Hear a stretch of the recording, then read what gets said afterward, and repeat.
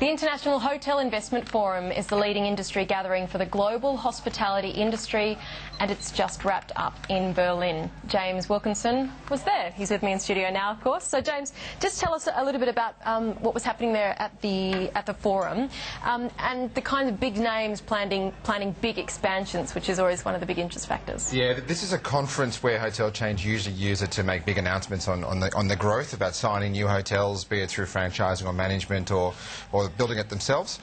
This year we saw, obviously last week was on the show with the IKEA with Marriott doing a big deal there. Also too, Starwood announced that they were going to open another 50 hotels in Europe. Carlson did a deal for 20 hotels in Indonesia. Accor announced an extra 100 hotels they want to try and get by 2015. So it wasn't as many announcements as usual, but still a lot of hoteliers were quite upbeat. I think the thing with the investment forum in Berlin, it is in Berlin, but it's become a global investment conference. And what that means is, with Europe being very, very flat, as we know, I mean, looking at RevPAR at the moment, the revenue per available room with hotels, if you looked at the fourth quarter of last year, US hotels are up almost 8 or 9% on RevPAR.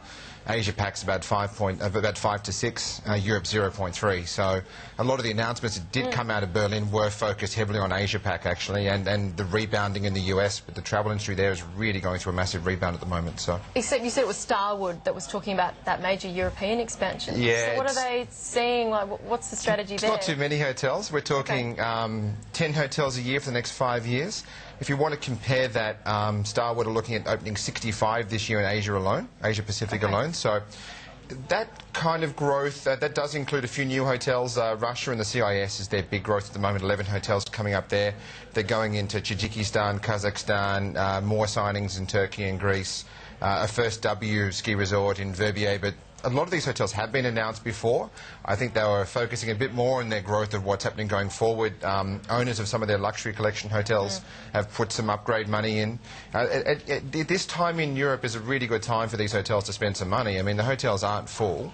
So when there's a bit of a downturn when it comes to occupancy rates, definitely the right time for hotels to put some money in and refurbish it while they're not full. I mean, the big issue we've seen in Perth recently is hotel prices have gone through the roof because the hotels have been full. So there's going to be an issue in Perth soon with upscale hotels that haven't put money into refurb a few years ago when they had the opportunity to.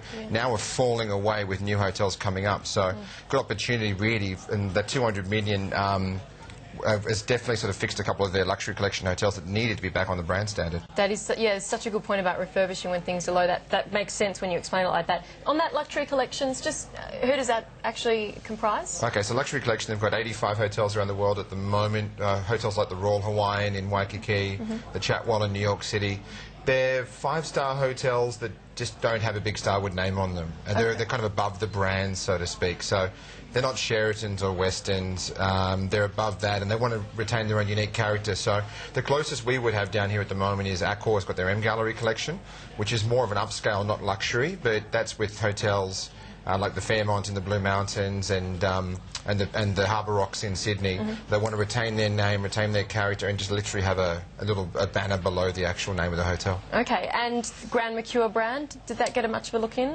Grand Mercure, yeah, expansion plans? Yeah, which is an Australian-born brand, which is now up into China. What Accor is doing with Grand Mercure is localising Grand Mercure to its local market. So they've localised the brand up in China. They've just announced a deal in Indonesia with the first hotel coming up soon. That will grow within Indonesia. In Australia here, we can just expect sort of upscale, nice apartments.